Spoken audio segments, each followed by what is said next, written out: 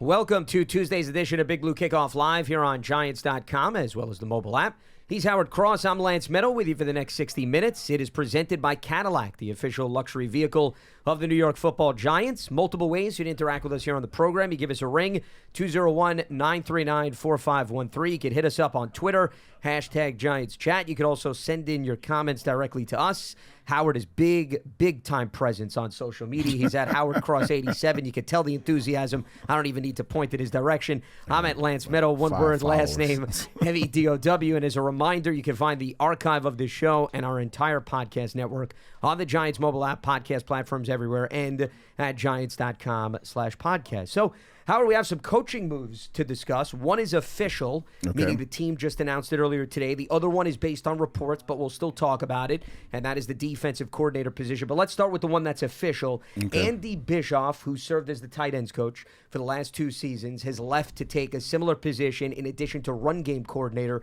with the Chargers on Jim Harbaugh's staff. Andy worked with Greg Roman, who is going to be part of that staff, because Greg Roman was the Niners offensive coordinator when Jim Harbaugh was San Francisco's head coach. And then Andy worked with Greg Roman in Baltimore. You see, you got to connect the dots. You know this from your playing days. So Andy Bischoff joins the Chargers staff that left a vacancy for the tight end position. Tim Kelly now coming in to fill that spot. He was Tennessee's offensive coordinator each of the last 2 seasons. Prior to that, 8 seasons with the Houston Texans. Coincidentally, he and Andy Bischoff were colleagues in Houston in 2021. So, I mean, it just goes to show you what a small world this coaching community is. But now, on the offensive side of the ball, they're adding somebody that's worked with tight ends, because Tim Kelly did that previously, but also he has play calling experience and orchestrating offenses. So you add a little bit more experience to the coaching staff by bringing him into the mix. Yeah, it does a good job. It also helps the tight ends from on the long standpoint, because they'll have a better idea of what the pass is supposed to be, what you're really thinking when you're out there. I think, that extra layer of thinking and thought process that goes into catching passes and running routes. Sometimes offenses are designed and you're looking at a defense.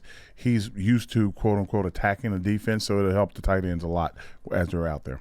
You look at his resume, as I mentioned, he's been really all across the board on the collegiate level as well as the NFL level. He coached tight ends with the Houston Texans in 2017-18. Then he became the offensive coordinator, also worked with quarterbacks from 19 through 2021, 22, and 23 with Tennessee. Coincidentally, they're also bringing in, according to multiple reports, the former Titans defensive coordinator. So the Giants are getting the Tennessee offensive coordinator and the defensive coordinator being added to the staff, and that is Shane Bowen. Now, Bowen was one of many that was reported to interview for the position, and he, unlike a number of the other candidates, and once again, nothing official from the Giants, all reported, he has previous play calling experience. And Howard, we were talking about this in the weeks leading up to this reported decision about, in Brian Daboll's mind, was it important for him to have somebody with previous play calling experience? And whether or not that was the big shift to go in this direction, we'll not know until Brian Daboll speaks to the media. But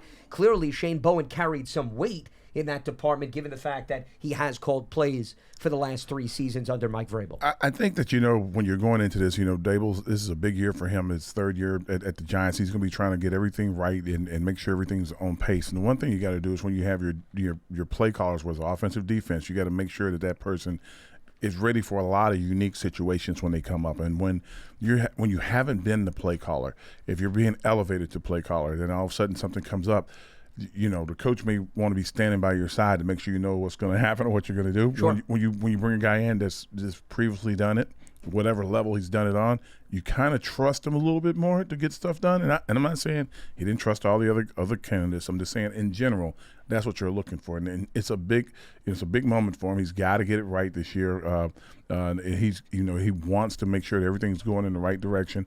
And you need somebody that's not only is a good play caller, so to speak, but had a pretty good defense with the guys they had down there in Tennessee. Well, let's get into that, because I think that's interesting. First of all, his base was 3-4, so that's not going to be that big of a transition for this group, given that's what Wink Martindale ran. And actually, interestingly, Howard, Shane Bowen and Wink Martindale come from the same coaching tree. Okay. They're both connected to Dean Pease, Dean Pease, who was the former Patriots defensive coordinator, excuse me, okay, he has connections to both individuals because he was also the defensive coordinator in Baltimore. Okay. Wink Martindale worked with Dean Pease. Wink then replaced Dean Pease. Yep. Then Shane Bowen worked with Dean when Dean was the Tennessee defensive coordinator and succeeded him. Okay. So I think that's interesting. But here's where they differ. And I was going through the numbers the other day.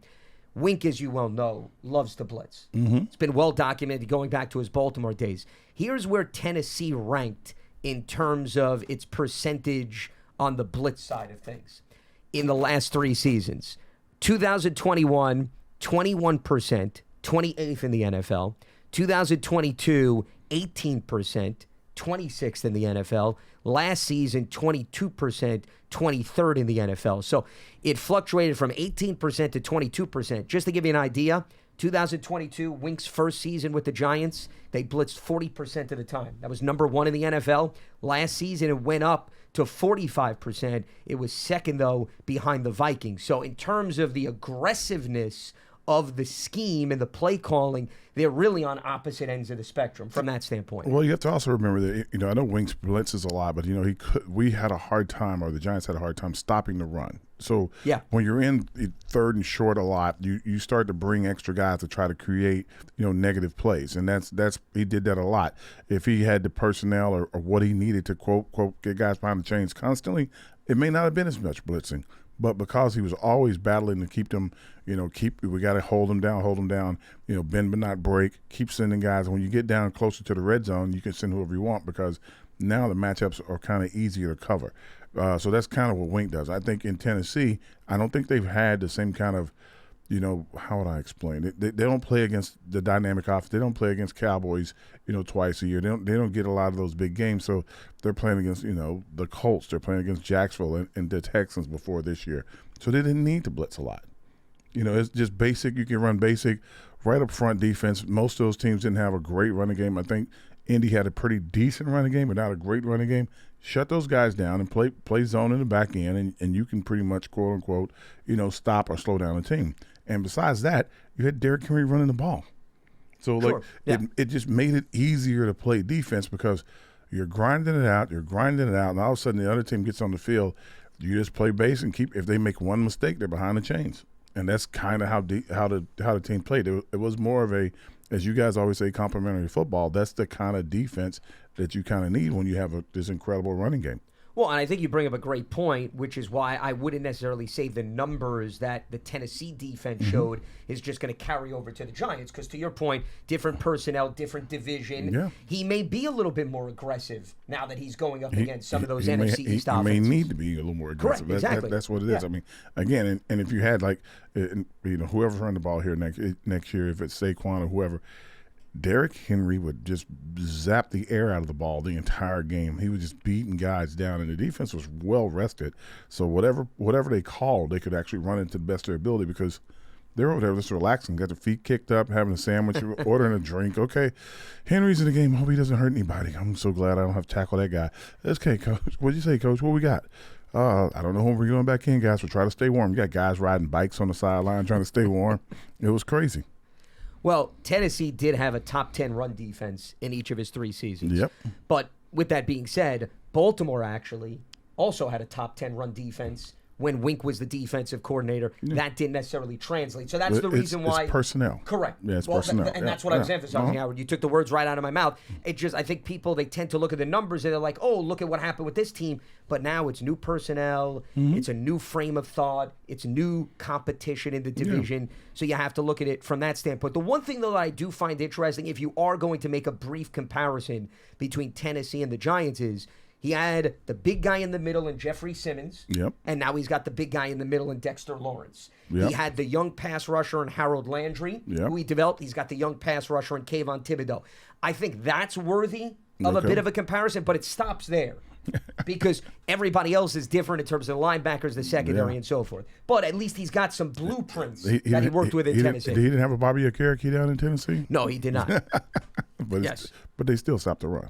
They did. Okay, there we go. No, and I think a big part of why they stopped the run is when you got a guy like Jeffrey Simmons up front. Absolutely. He's a tough guy to move. So that helps. So you can at least look at it through that lens. And also, Danico Autry was a nice pass rusher to complement the likes of Harold Landry. So, he was working with some guys up front, which is what the Giants have. You could maybe argue he didn't necessarily have the guys in the secondary, though. Okay. And now here he has a young up-and-coming cornerback in Deonte Banks. Now, outside of Deonte Banks, that remains to be seen. Adoree Jackson is a free agent. Yep. We don't know what's going to happen with Nick McLeod and some of these other players as well. So there's a bit of a question mark. Interestingly, actually, Adoree crossed paths with Shane Bowen for a few seasons. But Bowen was not the play caller when Adoree was on the team, because Adoree left the Giants after 2020. Tennessee, left the Titans. Correct. Yeah. That is when Bowen took over as the play caller. And once again, Adoree's a scheduled free agent, so we have no idea whether or not they're going to cross paths once again. It's a lot of free agents on this team, so it's going to be interesting to see how it goes.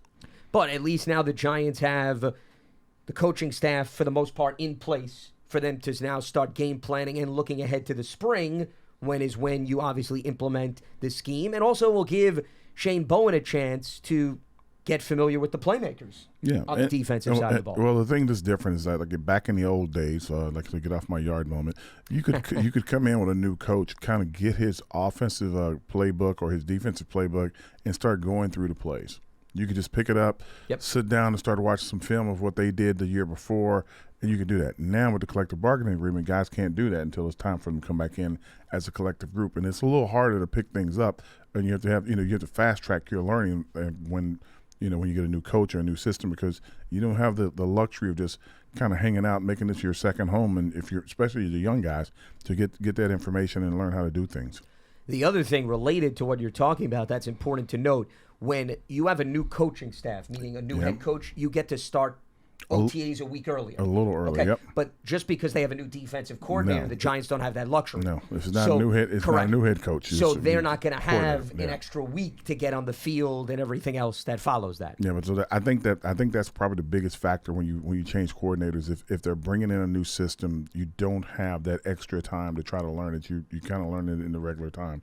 You got to throw everything out that you did before.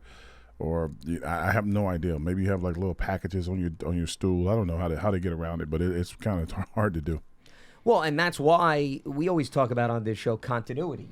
When you keep the nucleus of the playmakers together, the coordinator, you get to at least carry over, not necessarily your performance, but the familiarity factor, Howard, as you can attest to on the offensive side of the ball from your playing days. Yeah, but it's like everything. Like you see it in college, you see it in pros, you see it in almost every sport. Like when you have a little success, if one guy is successful on offense coordinator or defense coordinator, whatever it is, they are out the door for a little bit more money, going and trying to get a bigger job, trying to get more money, and don't blame them, because that's their right. They should constantly try to do better for their family and try to set their lives up forever. So like they pillage and plunder every coaching staff there is when they say, oh, this guy's great. They're even doing it to front offices now. If you have great guys in your front office, next thing you know, there are like 4 GMs on that staff. They're pulling them out there really quickly. So it's tough for teams to maintain a good group of guys, because the more success you have, the more those guys are flying away.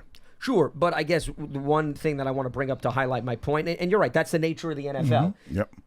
Individuals have success, they're going to move on. But I don't think it's a coincidence, Howard, when you look at the playoff landscape this season, okay? Houston was the lone team with a new head coach that made the postseason, right? D'Amico Ryans. Yeah. And he obviously had an entirely new coaching staff. And he had a great quarterback. And sure. He had a pretty decent offensive line, great pass rusher on the edge. Yeah, he should make the playoffs. Sure. But and in a weak division.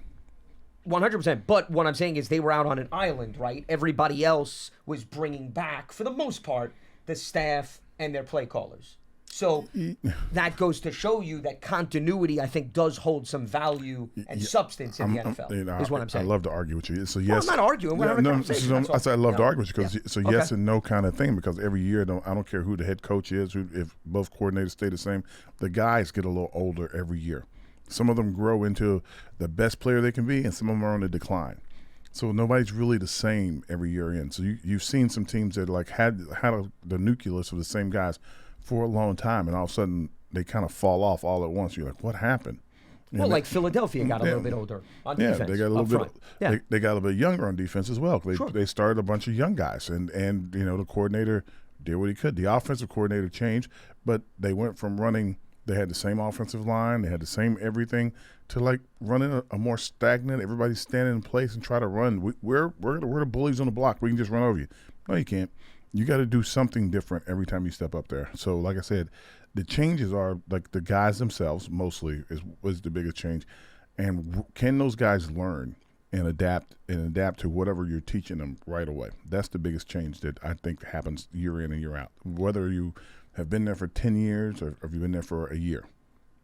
You brought up the front office. There's actually a connection with both Tim Kelly as well as Shane Bowen. Ryan Cowden, who serves as the executive advisor to Joe Shane, he was previously the interim general manager of Tennessee and worked in the front office going back to 2016. So he at least knows a little something about both of those assistants if you're looking for maybe where the connection is. And then the other thing that I think ties in specifically Shane Bowen to Brian Dable is two things. Number one is Dean Pease, who I brought up earlier, because Dable was on the Patriots coaching staff when Dean Pease was on the coaching staff for 3 years, from 04 and 06, and then Mike Vrabel.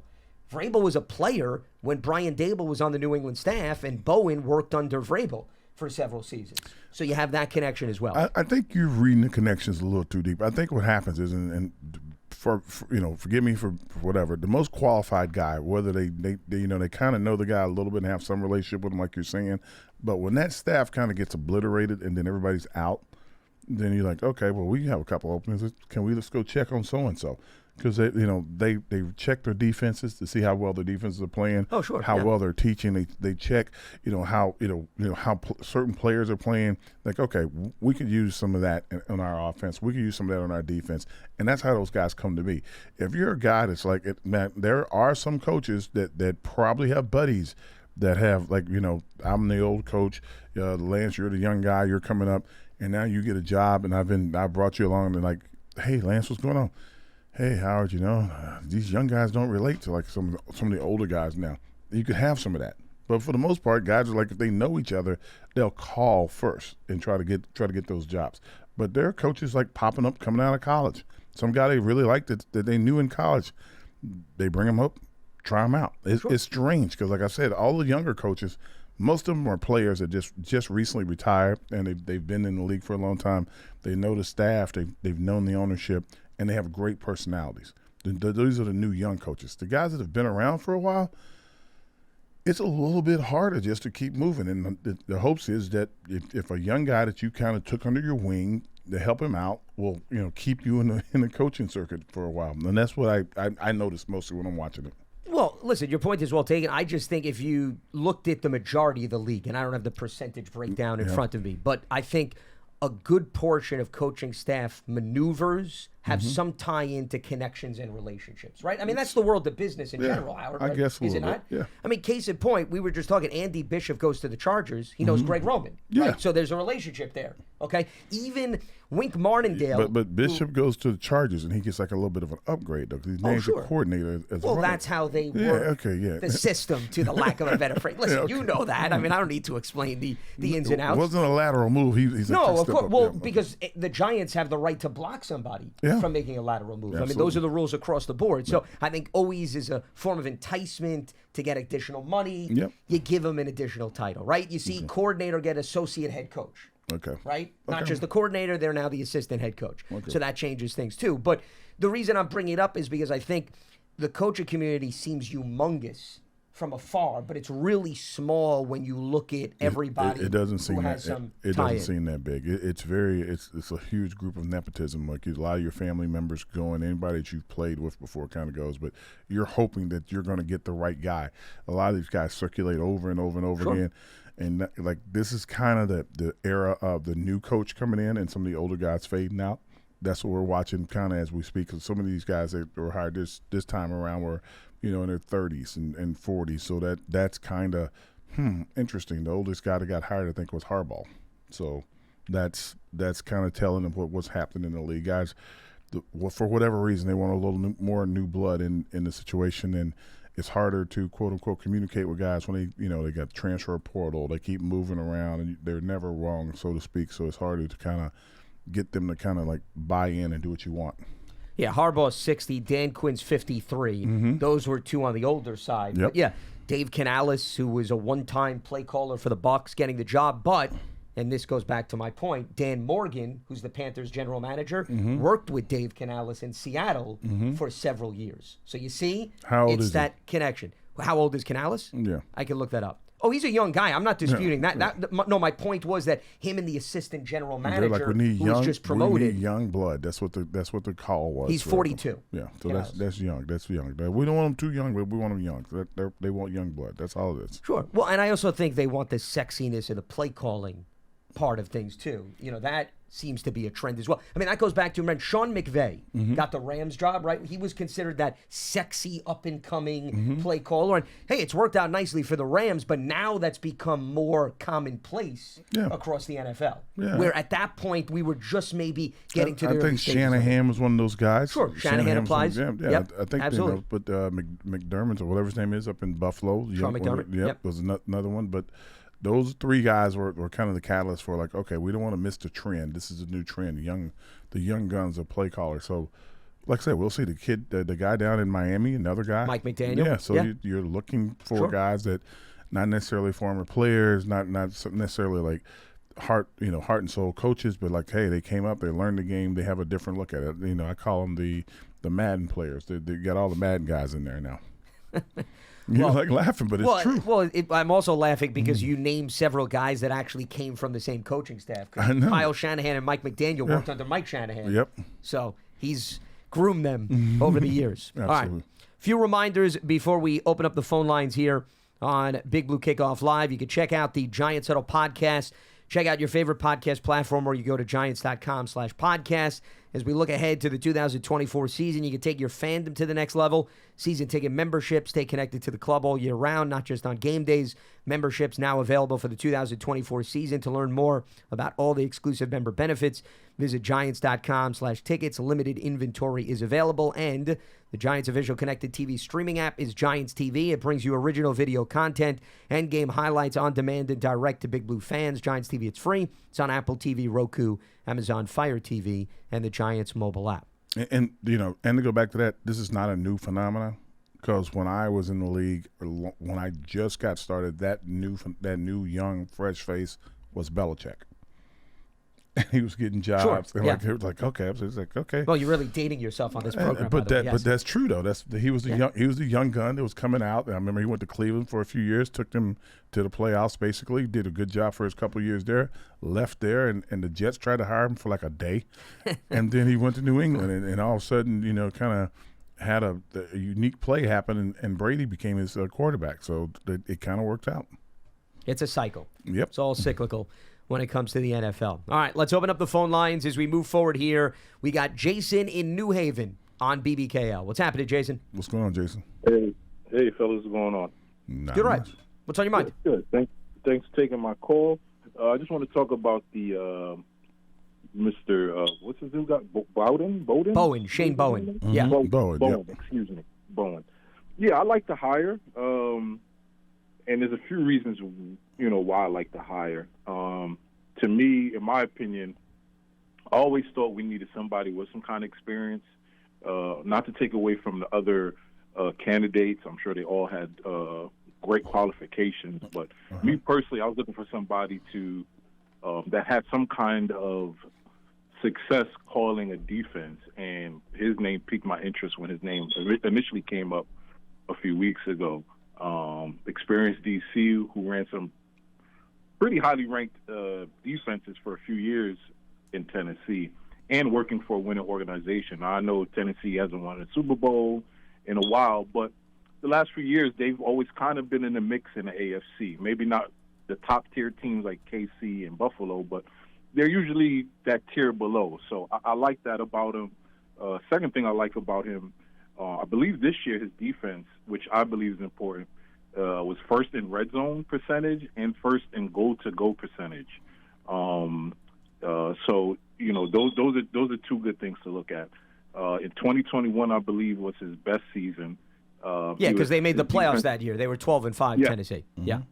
Yep. I believe. I could be wrong, but from what I read, his defense was fourth in fewest touchdowns allowed per game, fourth best in red zone percentage.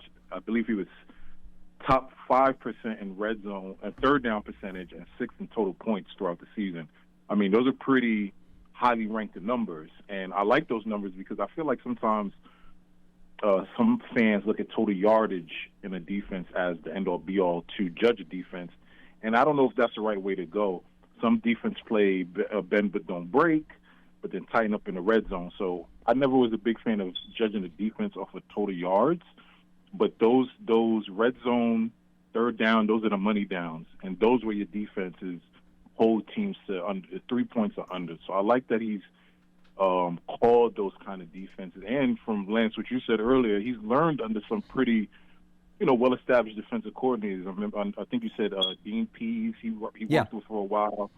Jim Schwartz, of course, he was with Vrabel. And I believe he had some run-ins with Dick LeBeau. I may be wrong on that. Maybe you guys could. Well, I got to trace it back because he was with Tennessee for a while, and Dick LeBeau was the defensive coordinator at one point. I don't know if he goes that far back. I can look that up and confirm that. Okay. But yes, Dick LeBeau was the Titans' defensive coordinator at one point. Right. Yeah. But I like that he at least has been around some of these pretty good defensive coordinators in NFL history. Jim Schwartz, as we know. He's had good defensive, Dean Pease. So these guys have Dick LeBeau. So I like that he's kind of soaked up, even if you were just in the room with them, kind of just soaking up, defensive strategy. No, he was not with Dick LeBeau. Dick LeBeau left a year before Shane Bowen arrived in Tennessee. So they did not cross paths. Okay. Yeah. All right, I apologize. But either way, I like that he was with, the other three. And he's still a young guy. I believe he's under 40. Yeah, he's 37. So he has so he has some youth to him. And I like the hire. Last point, and I'll take it off the air. This is a kind of a fun question for oh my gosh, I'm losing my train of thought. For Howard. Howard, sorry. Yes. Oh my goodness. Yeah. He's that memorable on this program, so yeah. Lance overshadows me.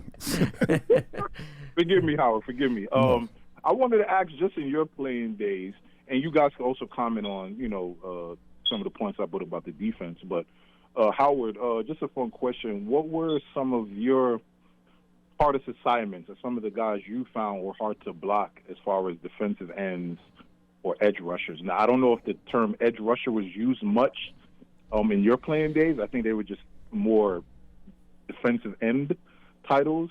But outside of probably practicing with Strahan, what were some of your harder assignments blocking some of these defensive ends? And I want to thank you guys for taking my call. All right, Jason. Yep, you got it. Appreciate the phone call. Yeah, I enjoy the idea of the defense and having an experienced play caller, even an experienced play caller that's so young, but it's he'll have a lot of energy, a lot of fire. It should be fun. And as far as guys to block, probably number one would be Charles Haley, Hall of Fame guy. Great guy, had great leverage, could go. Reggie White would probably be up there, right there with Charles as a great player. Bruce Smith, another Hall of Famer guy that was, they were tough to handle. It was hard assignment when you had to play against those guys. And then, some of the Pittsburgh guys, and Kevin Green, God rest his soul, another great guy that he played against him when he was at Pittsburgh when he was with the Rams, and it was just. He had great leverage, great ability. So you played against some of those guys that are more defensive ends. Linebackers, not so much. It was you were bigger than the linebacker. They were really mostly, even when they were in 3-4, they weren't really rushers on the edges. They were more of like to flat zone, flat defenders and get to the sideline to keep guys from getting up the field to make sure you weren't running outs and ups on them, and that was their big jobs. But for the most part, the defensive ends were like all the Hall of Fame guys we played against in that era. We had probably some of the best defensive ends, and I know these guys now are pretty phenomenal. The Watts of the world, the Boses of the world, they're coming off the edge, they're low, they're running fast. I get it. But when you see guys like Reggie White and Charles Haley coming off the edge, they changed the way things were done. They were literally they weren't running around guys; they were running over guys. So there was no way to stop them. It was pretty exciting. Oh, that's some class of Hall of Famers that you laid out there during your playing days.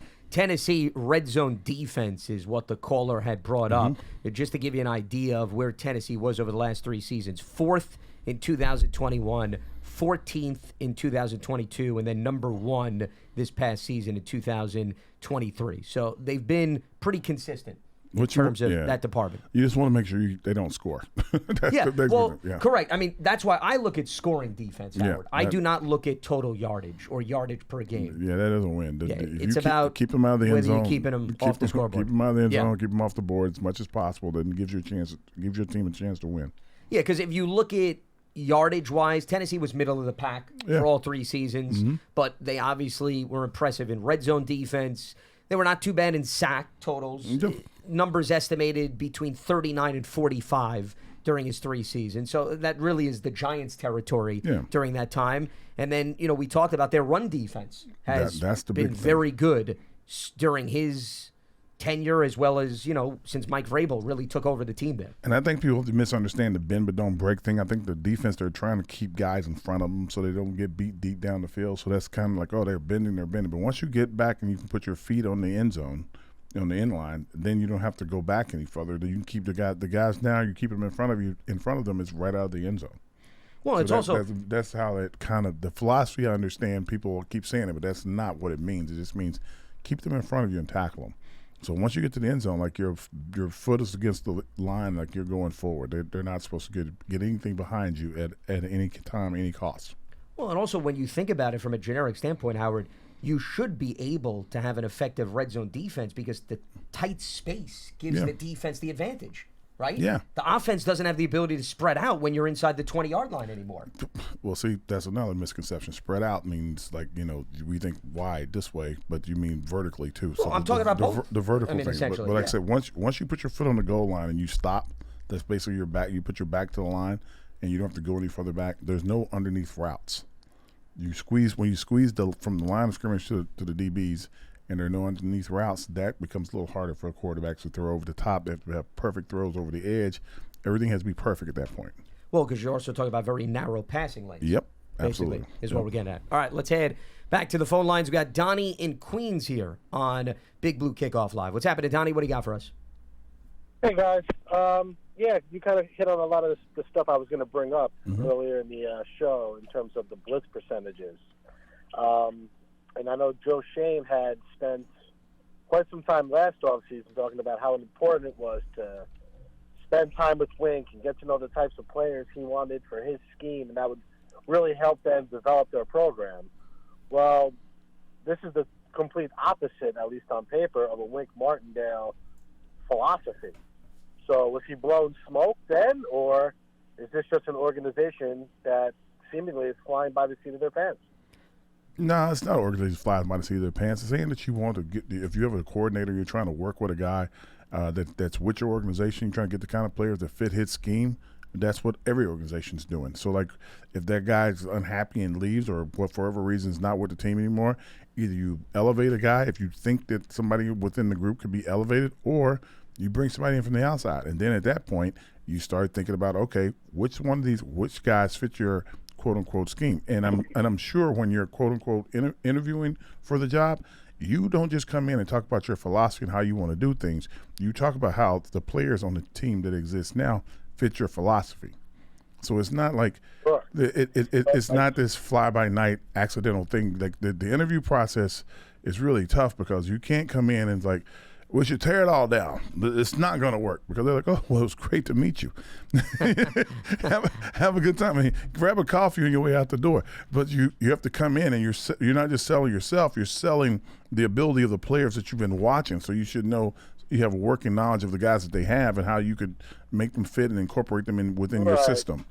But you would assume that he has minimal knowledge of those players because he only had so much time to watch and prepare, and he hasn't been around them. If they were hiring a new offensive coordinator, and you had spent 2 years building your team around, you want it to be a pass-heavy offense. You wouldn't then go hire an offensive coordinator 2 years later who wants to come in and ground and pound. And that's essentially what they just did here. That's not. I think you don't understand the process, though. Howard, am I allowed to finish the thought? No, you don't get to talk to me like that. Listen up. Be careful. Well, I'm not going to be careful. You have to understand. You're the guy who does the I plays. Nobody else knows that. No, it's not that you. It's not that you don't know anything. You don't. If you understood the process, he can hang up if he wants to. Yeah. If he understands the process, coaches don't just show up and say, "Hey, look, they take like these guys have scouted everybody in the league." That's what they do in the combine. That's what they do at the Senior Bowls. That's what they do when they're, quote unquote, looking for free agents. So they know what guys are on other teams and what guys are making plays on other teams. And believe it or not, when you're out on the street and you're about to do an interview, you do a deep dive into that team before you show up. Well, they're absolutely going to ask him feedback on what he thinks of the personnel. I mean, that to me is a no-brainer when it comes to hiring a coordinator and assistant. I mean, you want to know how they envision utilizing those players. And I got buddies that are quote unquote that are looking for GM jobs and they want to go in a different direction. They're like, hey, I don't want to go the old scouting route. We're going with the metrics. How does the ownership understand metrics when they're trying to hire a GM? Like these guys have done extensive research on everything before they show up because, hey, they're not going to get the job if they don't have a great interview. Well, and also I think it goes back to what we were talking about. Shane Bowen wasn't ultra aggressive as a blitzer because of what he was working with in Tennessee and the dynamics of that team. That doesn't mean that he may not pick that number up now that he's with the Giants. The other thing is, I don't think the Giants have defensive personnel that strictly can play with a blitz-heavy scheme. No. They have guys that could play in a variety of different schemes. Why? Because a number of players were brought in who had no history with the Giants. I mean, Bobby Okereke played in Colts defenses that had nothing to do or resemble what Wink ran. So I wouldn't get too caught up in the numbers. It was brought up just to show you where he's coming from versus what he's inheriting, just in terms of the ultra aggressiveness of Wink versus Shane Bowen. But like any defensive play caller and offensive play caller, you have to be able to adapt. And as far as the comment that was brought up that Joe Shane made, as you mentioned, every general manager will tell you, you have to bring in players that your coaches want to coach and want to utilize. If you're doing the opposite, that relationship's not going to last very long. Number two, Joe Shane made that comment before, and this is, I think, what you were alluding to, before things went in a different direction with Wink and the team. Yeah. So you can't fault an individual when he first comes in and gets the general manager job. Of course, hey, we're going to bring in players that Wink wants. There's going to be a back and forth. How does he have a crystal ball to know what's going to happen a year or two later? But I think the reason that when guys feel that way is that they think that, oh, well, this guy blitzes a lot, this guy doesn't blitz a lot, and the GM says he's going to bring guys in to fit the blitzing packages. Blitzing is just a system that guys use. That the guys can play zone defense and do whatever the same way as they blitz. Blitz is so if you bring in a guy that just basically plays a lot of zone and can really stop the run and kind of keep guys behind their numbers, he'll do that. If he needs to blitz, he probably is going to blitz. And again, he did a lot of research on the players that the Giants have, knowing who's going to be what he's probably looking at. Who are you going to sign? Like, are you going to sign? Are you going to sign? And who are you going to retain from the roster as well? Are you going to sign Jackson? Are you going to sign? Are you going to sign McKinney? Are you going to sign? You got to know. Like, okay, and who are you going to bring in? Like, bringing guys in. You bring guys in for free agency to kind of quote unquote fit and build in and fill in the spots on your team. You're drafting the best player that comes up. You're not, and I hope that's what they do as every team does. The best player that comes up, you try to draft that guy, and if you have too many of that player, you make them fit in. At one time, the Giants had like 8 defensive ends. They're like, you got too many pass rushers. You never have too many pass rushers. You don't know who's going to stay healthy. Yeah. Exactly. So it just kind of works out that way. Plus, the other thing is, I know Bowen coached this past season, but keep in mind, Tennessee did not make the playoffs. So from the time the season ended to now, and once again, not official, reportedly being hired by the Giants, these coaches, they go into the mode of studying the rest of the league because they have to get ready for their potential next position. So I guarantee you, by the time he got to the interview process with a few teams, he already broke down some film and got familiar with a lot of the personnel. Every team he gets ready to go to, he probably goes in, he looks at it, and he goes, okay, first thing you do is like, okay, here are the guys who are going to be on the team next year because here's their contracts. Here are the guys that possibly going to be lost to free agency. And this is where they are. This is where they're going to draft. Those things, and then you just talk those players into your quote unquote scheme. And also, even though those players are not under contract, you may give feedback to the general manager. Hey, I really like this player. I think he'd be great for what I run. How much are you considering bringing him back? What are going to be the financial implications to that? That's dialogue that happens across the league. I don't think that's necessarily unusual and so forth with respect to the Giants. Let's head back to the phone lines here as we move forward. And Wilson is in Roxbury here with us. Here we You go. can only imagine what this is going to follow. This will be fun. Hey, guys. Hey, Howard, long time no talk. Hey, Hey, brother, how you doing? Well, listen, I'm usually very happy and cheery, but I'm upset Really? today, man. You happy? And I tell you, You're happy and cheery? Oh, that's a new one, yes. Listen, The whole I got room something. giggles. Brian Dable and I'm Joe Shane, and here we go. Okay. You know when the evidence is overwhelming, right? That there's a problem. There's a problem. Okay. This guy lost another assistant again, and the only reason that why Mike Casca is still with him is because the Giants wouldn't let him leave, which is moronic. Why would you want to have a guy that doesn't want to be here? So But you don't know if that's the reason, though. I mean, you're making that assumption, Wilson. In fairness, no, I understand your point, but I will tell you, every coach, okay, for the most part, that lost his job, the head coaches during this 8-cycle team situation, most of the ownership groups and the front offices told the assistants, we're going to hold on to you until the new coach is hired because they may want to retain your services. And in Atlanta, Raheem Morris has kept some of the assistants because the Falcons blocked some of those assistants from interviewing. So, I mean, I would argue that happens with a lot of teams, Wilson. I would not generalize, is what I'm saying. It's a lot of the contracts as well. That's Lance. That's what I see. When you lose like half your staff, and then and forget about you losing half the staff, right? Mm-hmm. Well, not only that, but there's rumors that you are super hard to work with. You put those 2 and 2 together, and there is merit to all the rumors. So let me ask you a question, Wilson. Go ahead, Howard, man. When he was like coach of the year before, and everybody loved him, what happens the following? Howard. Hold on, Howard. you didn't let me answer that.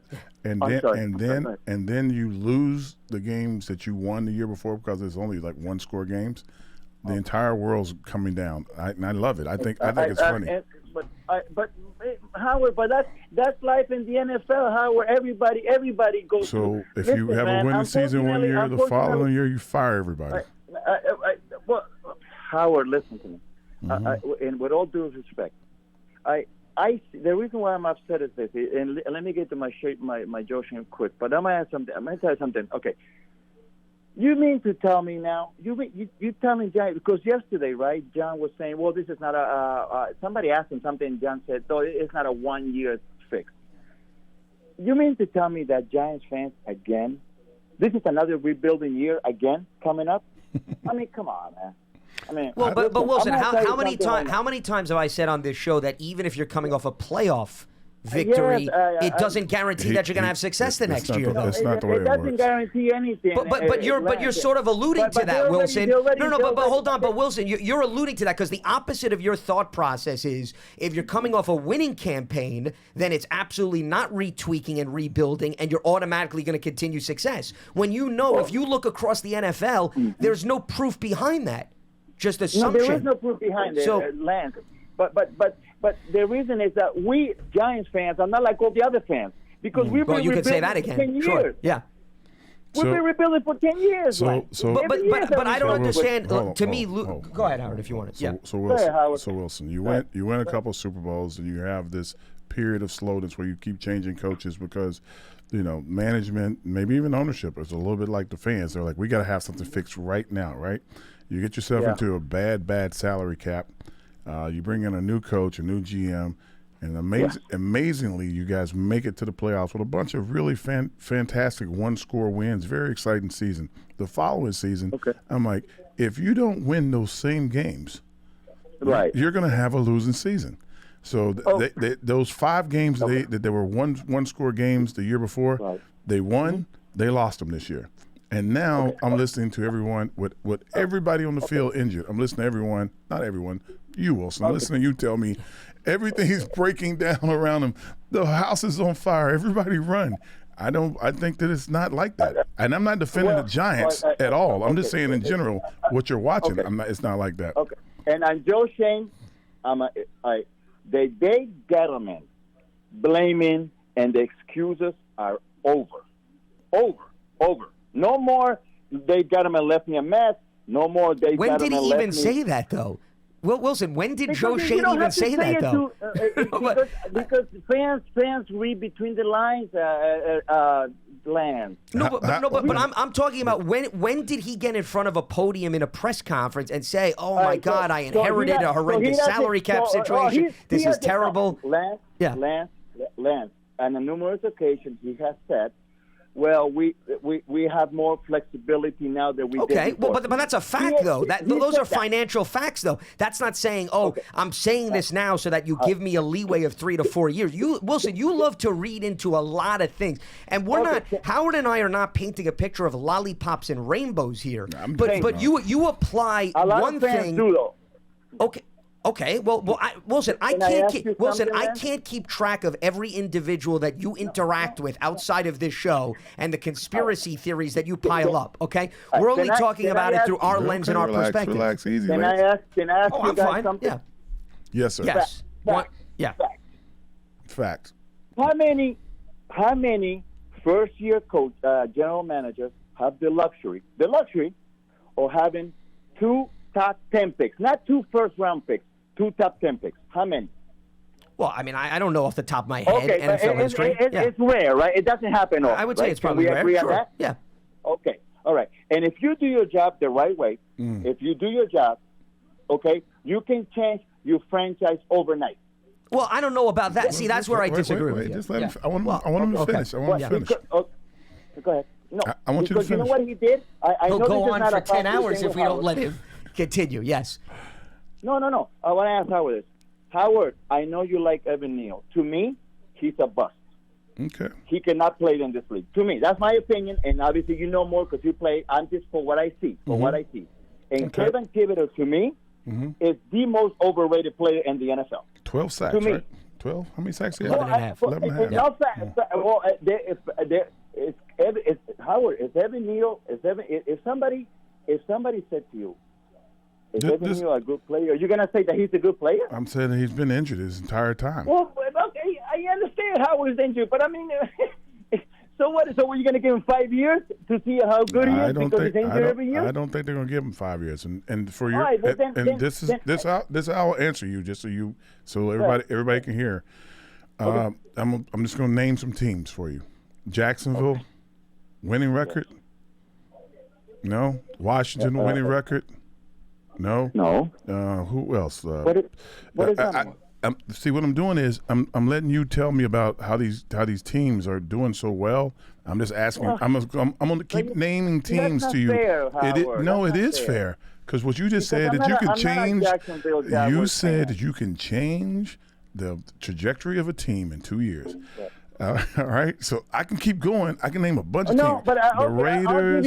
I'll give you something to counteract that. Okay. There is no counteracting San Francisco 49ers. They haven't had a first-round pick in 100 years. I don't think they even have a second-round pick. They've done a great job drafting. Yeah, they have. They've done a really good job. All right, then. Good coaching, and good general manager. Okay. Yeah. The Rams sold their soul to Yes, win they the playoffs, to win a Super Bowl. They did win a Super Bowl. They had one down year, and boom, right back to the playoffs again. Why? Great head coach and a great general manager. But that's a common element, Wilson. And listen, we'll let you go on that note. Appreciate it. I would say that is a principle across the NFL landscape. You have to draft well. You have to develop. Some teams draft really well every year, and So they have good. I think Baltimore does a good job drafting a lot of agree. times. I think Pittsburgh does a decent job. They just haven't gotten a quarterback for a while. I think San Francisco's done an okay job. They got lucky. Well, I was just going to – I mean, I was talking about this actually on my Sirius XM show. First of all – San Francisco got extremely lucky. They traded away their souls for Trey Lance. Who was a first-round pick, by the way. And now he's not on their team. So they're going to have to, make up some ground. And, if they don't win it this year, then that's going to always go back to the Trey Lance trade. Well, but they got Brock Purdy in the 7th round to help make up for that. That's the point, Howard. I mean, sometimes if you screw up in the first round, then you got to get quality elsewhere. I mean, case in point, you could go back to 2015. And it's not that I dislike Brock Purdy, by the way. It's just I'm like, okay. Well, listen, I'm not telling you Brock Purdy is a Hall of Famer. What I'm saying is, he's running the system. He's thriving. It's good coaching, and to get that out of a 7th-round pick is pretty impressive. You remember the year? Do you remember the year that Brady got hurt? He was like all world. And he got hurt. Matt Castle. Matt Castle came in, and he did well as well. And who's he throwing the ball to? Who was Castle throwing the ball to? Yeah. Well, he had all that talent that Brady had in 07. Oh, yeah. So I could throw the ball to those guys. It wouldn't matter. That's the point. But the quarterback has to make the throw and make good decisions, Howard. I mean, you got to give Purdy some credit. I'm not saying Purdy's not decent. He's not doing a good job. Well, I'm just laughing. know I'm just laughing at the fact that if there's a tremendous amount of talent around you and you're a bad quarterback, you're a bad quarterback. If there's a tremendous amount of talent around you and you just got just a little bit of competency, you should be okay. Okay. Well, but what I'm saying is that can't be taken for granted for everybody in the NFL. And Purdy ran a lot against the Lions in some key drives. So, you got to know when to take off. They played man-to-man a lot. When you look up at everybody, read the defense. Everybody's got their back to you. You're reading the numbers you're reading the names on the jerseys. You know you can follow that. Okay, well, not everybody can, though. If everybody could, then Howard, there'd be a lot of more competent quarterbacks in the NFL, I would argue. Okay. I don't know. I just don't understand the common narrative of bringing Brock Purdy down and not trying to give him credit. I'm not accusing everybody. It seems across the board. I'm very excited. To do that. I'm very happy for a guy that's in the 7th round and gets to a good team. And he's letting everybody know if you got a great team around you, you can bring a quarterback in that's not highly touted or as we would call a 5-star athlete. So if you bring a guy in that's competent and just won't turn the ball over, you'll have some success. Holy smokes, didn't the Giants do that for a couple of games? He brought a guy in undrafted and he played a couple of games. Well, the environment matters, is what you're saying. Listen, I'm completely with you, Howard. I'm not disputing. It just happens that way. But it's got to click, though. And there has to be that common element in play between the quarterback and the personnel groupings. We have seen some times where quarterbacks do have a lot of talent and it doesn't come to fruition, right? I mean, if it did, then once again, quarterbacks would hold on to their jobs more often than not. But what I wanted to get to was this is the Niners draft, which goes to what the last caller was talking about. Eric Armstead, they drafted in 2015, first-round pick, defensive lineman. He is still a big staple, right? Yep. Following year, they drafted DeForest Buckner. He's not even on the team anymore. They had to trade him to Indy because they couldn't pay both him and Armstead, okay? Now, most teams who have to give up a first-round pick, you would think would be in a precarious spot. That was not the case. Then you go to 2017. They drafted George Kittle in the 5th round. Pretty good selection. So I've gone 3 straight years they've gone in playmakers. 2018, they drafted Mike McGlinchey in the 1st round. He's not on the team anymore. He's on Denver, their right tackle. Fred Warner was a 3rd-round pick, linebacker. And DJ Reed, who went to the Jets, was their 5th-round pick in 2018 at cornerback. That's another year where they found multiple playmakers. 2019, Nick Bosa, Deebo Samuel, Dre Greenlaw were in the same draft class. All still on the team. All still big playmakers. Brandon Ayuk they took with one of their 2 first-round picks in 2020. And then the year that they took Trey Lance in 2021, they still were able to get Aaron Banks, who's one of their starting interior offensive linemen in the 2nd round. 2022, they get Brock Purdy. And I'm not even going to go through the last year because, once again, the sample size is so small. But I just read you every draft from 15 to 22 where they walked away with at least one player who helped change the trajectory of the franchise. I would say you do that, you're probably going to be in the Niners' position. And important, critical positions, by the way, too. Well, you have to look at it for its entirety. I know what you're saying. So in 2017, who was winning the West? Back then, 2017 is where you started at. 2015 I started 2015, with. Whoever's winning the NFC West back then, you have to build. They were building themselves back up. They were coming out of the hole. So that's kind of like every year you got to have if you have 6 draft picks or 7 draft picks, you'd like to hit on all 7 of them. But if you have 3 or 4 of your guys, half of that class that can compete, you'll have them for 4 years, maybe 5 years. Pretty good return rate. Yeah. So you try if you can do that for 5 years straight, you got more than half of your team just about set up. So that's what you're hoping for every year you draft, and it's just not. The world's different. I don't know how to explain it other than guys play hard. I think a lot of guys come out of college and they really want to play. You got a lot of guys come out of college really want to make a lot of money. And the guys that want to make a lot of money, sometimes their play doesn't stick with the money. Sometimes their play only lasts until they get that first big payday, or I don't know. But some guys want to do it, some guys don't. By the way, Kansas City, who's playing San Francisco, mirror image of the Niners in terms of the draft history. Chris Jones was their 2nd-round pick in 2016. They move up to grab Patrick Mahomes in 2017. They also drafted Kareem Hunt that year. Yep. Okay, and he parted ways because of off-the-field issues, but he was a talented player. Then Okay, 2018 was a relatively quiet draft for them. 2019, McCole Hardman, they took in the second round. I know he left to go to the Jets, but has come back. But his first stint, he was a good special teamer, playmaker. Then you go to 2020, Willie Gay at linebacker. They had Clyde Edwards-Helaire. Prior to that, L'Jarius Sneed, who's one of the best safeties in the NFL, was a fourth-round pick for the Chiefs. They took Nick Bolton, the linebacker, in the second round. Creed Humphrey, their starting center, in the second round. Trey Smith, who's also a starting offensive lineman, was taken in the sixth round that year. So they got 3 players. In 2020. 2021. Yeah, so you skip. So basically, every other year they have a decent draft, is what you're saying. Well, 2020, Willie Gay and Clyde Edwards-Helaire. And L'Jarius Sneed. So, Edwards-Helaire, I know, has been in and out of the lineup with injuries, but 2 of the 3 are staples on defense for them. And then you look at 2022, Trent McDuffie is a key corner. They took George Karlaftis, the pass rusher, also in the first round.